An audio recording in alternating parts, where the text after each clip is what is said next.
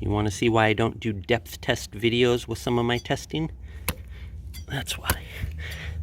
That's why. Because digging a dime down to 10 inches, yeah, no thank you.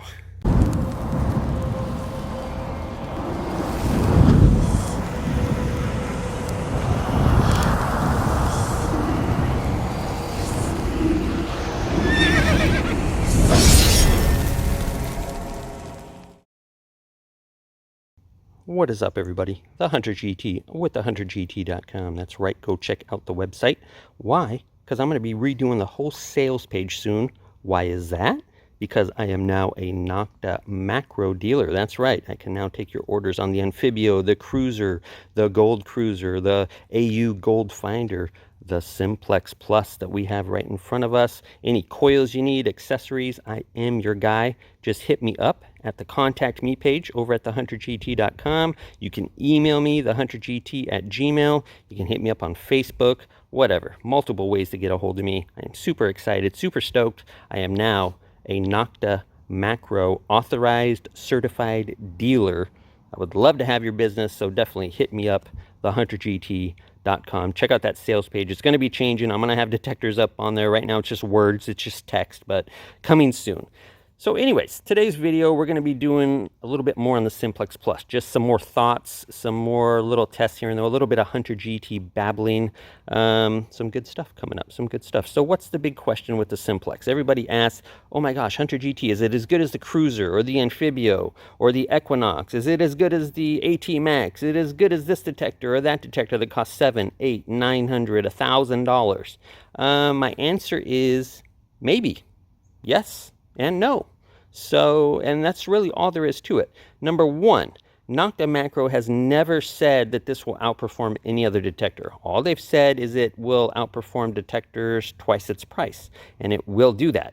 They've said it will perform outside of its price range. It will do that. They never said it's going to go perform against every single flagship out there. It's going to win every single test that YouTubers perform or that testers perform. It's going to win every air test. It's going to win every depth test. It's going to win every... And they've never said any of that nonsense. So what they said is you're getting more than what you pay for, that it will outperform its price point, that we've produced a very capable detector for $254 without headphones and $339 with headphones. So that's all they've ever said, and they stand by it because it's the truth. Now it's the YouTubers, the forum people they're the ones putting it up, guys like me. These are the ones putting it up against an Equinox or up against the Amphibio or against, you know, the V3i from White's, the top-end flagships here, and saying, is it as deep? Is it as fast? Is the idea as good? Nokta Makro, you know, while I'm sure they're chewing popcorn, eating popcorn, saying, hey, these are great videos. You know, the Simplex is doing really good. Did you see that video that the Simplex hit that coin and the Nox couldn't? Or that the Deus totally missed and the Nox hit it, or the Simplex hit it no problem, you know? So there's a lot of videos, there's a lot of forum comments out there by guys, oh, I have a Nox and the Simplex, and let me tell you, the build quality is better on this, and this performs way better, and I see me selling the Nox. There's going to be a ton of those guys, and there's going to be a bunch of guys that say, oh, my Nox is way better, and my F75 is way better, and I'll never sell it, and while I love the Simplex, it's no flagship, blah, blah, blah. So there's a lot of that going on that Nokta Makro is not going to get in the middle of, okay? Let's make that clear. But I get a lot of questions about that. A lot of, gee, Hunter GT, can I gold prospect with this? Well, you know, they have the Gold Cruiser from Nokta Makro that's actually a gold prospecting machine. Hunter GT, is it going to hit a 12-inch dime in all soils? Well, you know, they have the Cruiser and the Amphibio that handle soils a little bit better because they have 3 frequencies and they're much more adjustable. They have their top end units and their middle end units for a reason. This is more towards their bottom end, 250, 300 range. Then you got the Cruiser, and you have the Impact, you have the Cruiser, you have the Amphibio, you know. So they have gold prospecting machines, yada, yada, yada. So I don't know. There's a lot of unfair questions, but there's a lot of people stirring the pot as well. So let's answer some of them, I guess, as many as I can in a short amount of time. So there it is, Simplex Plus, powering it on, 2.68 firmware, got it updated all the way. There are 2 firmware releases. If you want to update yours, go check out one of my recent videos on how to update the firmware. There you go. So I'm in all metal mode, cranked up. You can hear the threshold. Let's pump it up another in the volume there. Let's ground balance. What do we got here in California? I cleaned out a spot here, so we'll ground balance, and we're getting, oh, look at that, 87.7. Is that nasty or what? That is terrible. So I've cleaned out a little spot here. We got a little zip over here and right there, but we'll stay away from that. Right here in this middle section, that's what we're going to work with right here. So yeah, 87.7. Hunter GT, can the Simplex Gold prospect? Well, here we go. That's a pretty big picker. That's a nice picker anybody would be happy with. Now, you get smaller, you know, we're going to say we shave off that, a third of that or something like that. Well, that's where you want a gold cruiser. That's where you're going to want a dedicated gold machine. If you want to find tiny fly poop gold, you know, you're going to need a dedicated gold machine. But this is a picker that you can find with any metal, not any metal detector, but many metal detectors are going to hit something like this. You'd be satisfied hitting this if you were gold prospecting. And you hit this, you would be very happy with that little $20 nugget, okay? So we're just going to drop it right there on the surface.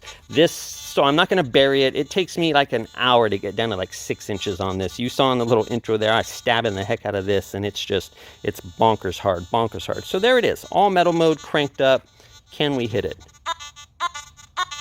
Definitely. Right down on it. Squeaking. Lift it up. That's about 2, 3, 4. We're just getting threshold dips now at about 4 inches. So it drops off real quick. You're only getting a couple good inches of VCO tone, 2, 3. You're only getting that zip for like 2 inches. Then it starts to really threshold break. But, so yes, I guess technically you could gold prospect. Would a serious guy do it? No, absolutely not. It's not what it's aimed for. It's not its intended purpose. Let's just go ahead and get that out of the way. No, the Simplex is not a gold prospecting machine. Is it for beach prospecting with the beach mode? Will it find gold rings? You want a gold prospect for rings and jewelry and stuff like that. And let me tell you, a good beach hunter can outdo a gold prospector any day. Any day, okay? I mean, a good beach hunter can come home with ounces of gold a week, a month, ounces upon ounces of gold a month.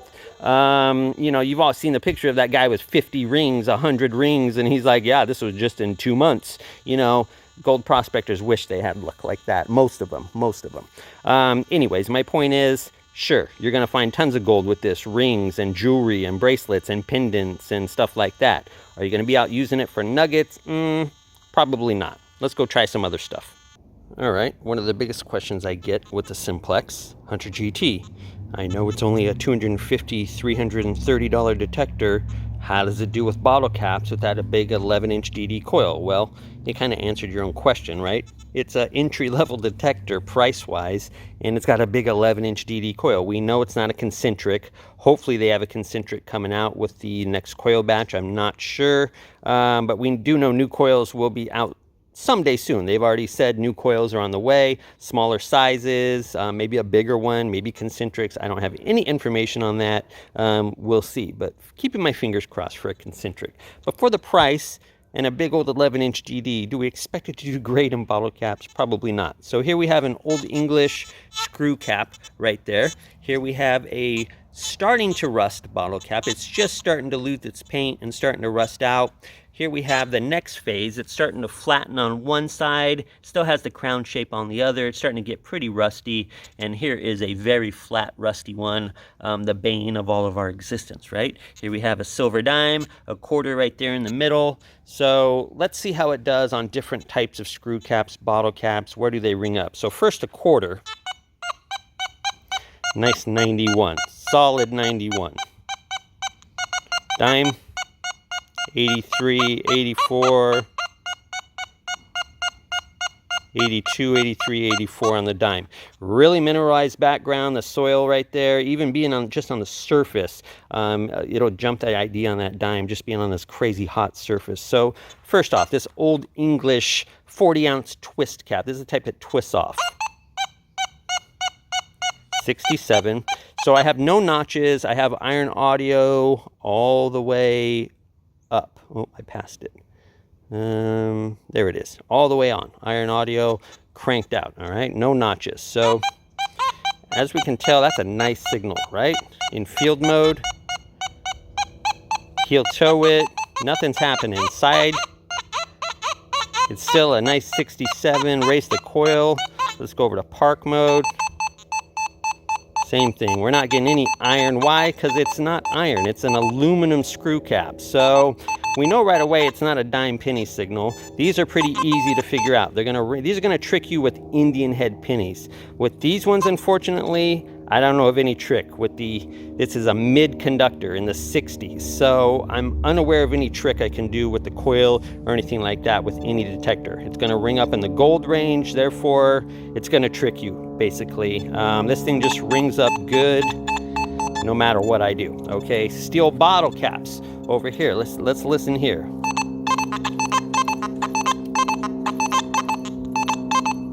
Well, if I just cherry pick it, it's pretty bouncy. Look at that. 70, 68. It's pretty bouncy even right up on it. Heel toe it. Look at that ID, and you can hear it, the bump, bump, bump, bump, bump coming in.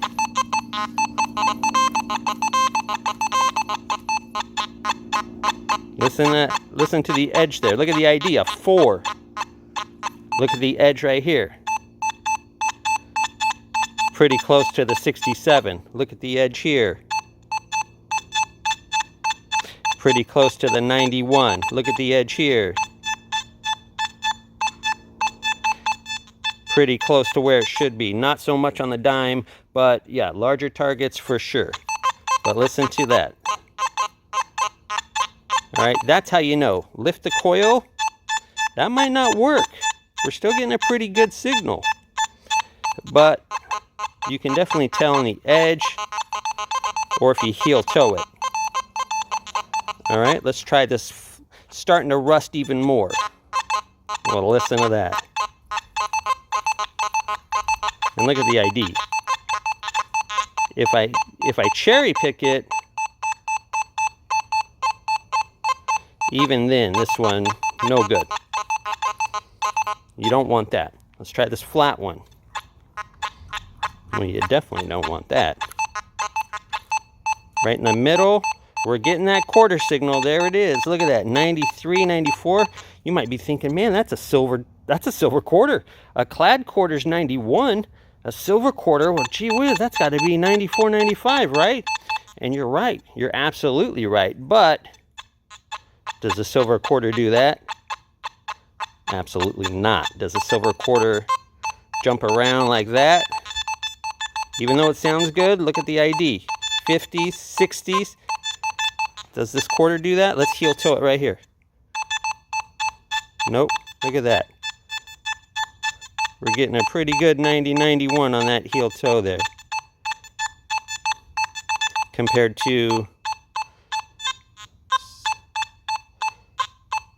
that. And then the edge.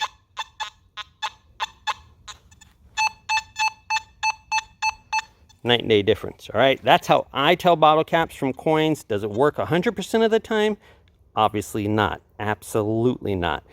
Is it really cut down my bottle cap digging compared to targets I think I'm missing? Do I think I'm missing dimes and quarters and pennies when I do that trick, or when I'm looking at the ID and seeing the solid compared? No, I don't think I'm passing many up. I do think I'm passing a lot of these up, not a lot of these. So there it is. On to the next bit. All right, HunterGT. What about pull tabs? All right, let's try some different pull tabs. We got one there, one there. We got a one there. We got a bit of a beaver tail there. We got an old crazy bent pull tab right there, and we have a V-nickel right in the middle. What's the V-nickel giving us? A 24-25. Let's heel toe it. Look at that. 24-25, right on the edge. If I go off it, that's when it starts to really go crazy. But on it, look at that. A lot of 24-25. Let's edge it. 24-25, 23. It's right there in the ID, basically, right? Raise it. And it's starting to go a little bit because of the minerals. But we're right there, 23, 24, 25. Let's try a pull tab. What do we got? We got a 28. So we know right away I'm like 3 off. That was 24, 25. I know right away I'm 3 off. So unless I'm dealing with something deep, deep, deep, and I'm talking from kind of a shallow perspective. You see how hard and dry my dirt is. That's my hunting. That's the parks I hunt around here are very, very hard for me to go deep. So sure, a 7-inch target, a 7-inch nickel and pull tab, yeah, this may not relate to that. A 7-inch bottle cap and coin, I'm probably going to be able to tell those apart because the iron's really going to be iron on that one and the coin's really going to shine through. Bottle or pull tabs and nickel range, a little bit tougher because there's so much other aluminum and trashy bits that fall into this range. Much more human discrimination has to happen here. So let's see what we're getting here. So I know right away, all right, it's 3 IDs higher. Let's edge it. You see how it's looking good there. 24, 25, right? But I'm still getting that 29. And if I go in the middle, I'm definitely 28. If I raise it, I'm getting low numbers now, 20, 21. You can just kind of tell. It takes a steady eye, it takes a steady brain, but you can definitely, I can tell this is going to be a pull tab compared to this. See how steady it is, 24, 25. Yeah, I'm getting a 26, but I'm not getting a 28. I'm not getting a 30. I'm not getting a 21. I got a 56 there for a second, but as you can see, there's just ways around it. See that 32 popping in? I don't know. There's just ways around it. And I disagree with you, TheHunterGT. I think I saw the opposite. Hey, comment down below. Give me a thumbs down if you don't like it. Here's one of those squared off type tabs. That's what that one looks like a little closer. Squared off on the edge here. Again, I'm getting some, oh, there we go. That's better. 26, 25. Let's edge it. Look at that on the edge. I'm getting all sorts of nonsense now on this one. All sorts of nonsense. Right there in the middle, not too bad. 26, 27 though is not a 24, 25. That's a couple IDs off. I'm talking on shallow stuff. Like I said, deep you may not be. Let's go this way. 26, that's pretty good. Diagonal. So it's pretty good right in the middle.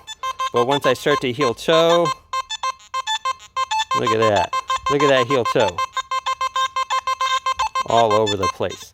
Let's try a circular. I'm not trying to waste too much time here. Sorry, guys. So let's try a beaver tail circle one. 32 right away. I know that's no good. Could that be a gold ring? Would that trick me on a gold ring? Sure. It's like a ring. It's hollow. It's rounded out. Sure, that would definitely trick me right there. Let's heel toe it.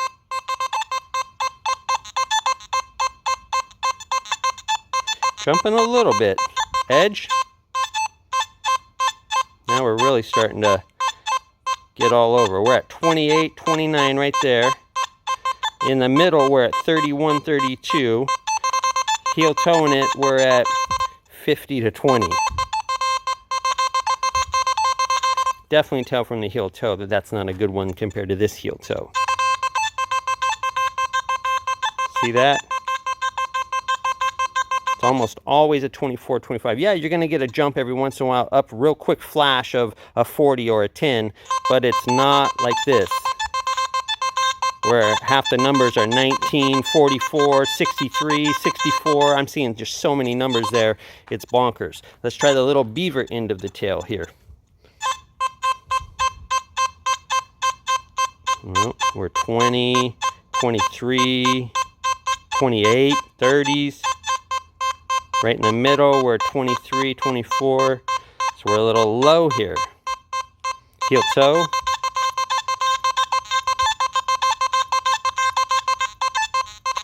All right, let's move them together, because oftentimes what happens, what do we find? It looks like this, all right? Connects right there, or pretty similar anyways, like that. Let's see what we got now.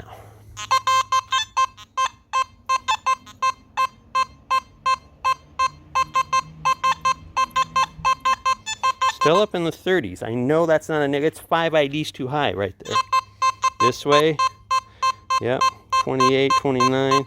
Now, would that fool me on a gold ring or something? Yeah, maybe if I'm hunting gold rings. But who's hunting gold rings out at the park? You know, at the beach? If you're at an old beach, an old lake, and you're getting these, yeah, they're going to drive you crazy. It is what it is. Even a more expensive detector, though, those pull tabs are going to drive you crazy. If you're hunting gold rings, you're hunting these if it's an old spot. So, and then the last one here is one of those squared off ones. Kind of bent though, kind of got a weird angle to it. And look at that one, clear up in the 40s. No doubt, no doubt. We don't even have to check that one. That one's just one of those pull tabs that ring, and it's that, like, it's been buried. It's been in the ground for a long time. So there you go, guys. Is it night and day difference? Can you tell every time? No. I mean, see, look at this. We're getting a little bit of jumps on the nickel there. We're down to 20s now.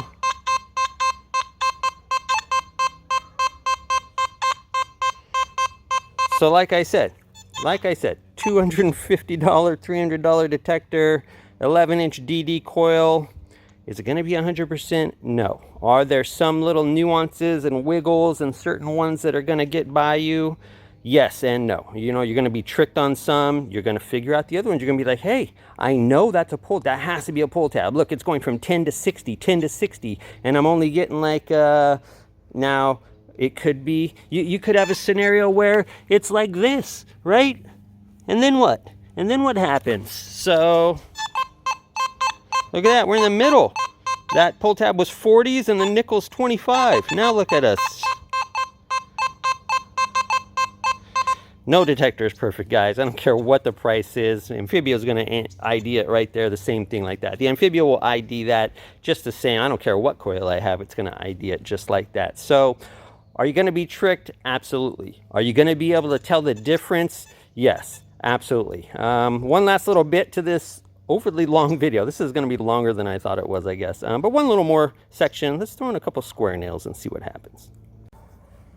All right, my buddy Nikas, big shout out to him. He gave me some square nails. He said, Hunter GT, I'm tired of you using that big old galvanized nail for all your tests. I want to see square nails. All of us relic hunters use square nails. Well, I stand behind it. The galvanized test is harder, those big old 4.5-inch nails, but these are pretty tough too. So here we go. Raised nails up on the book. We're getting nothing but iron. No beeps. Oh, little one right there. But nothing but pops and iron. And look, the ID is a 4. I'm running field mode, as you can see. No notches, anything like that. I'm 4 on sensitivity. 87 is my ground balance. Iron audio all the way up. There's no hidden tricks on the Simple. You can't hide anything on this one. As what you see is what you get. All right, so we hear that. Just a little bit of pops here and there. Go ahead. Silver dime, mercury dime. My son's going to pop it right in the middle right there.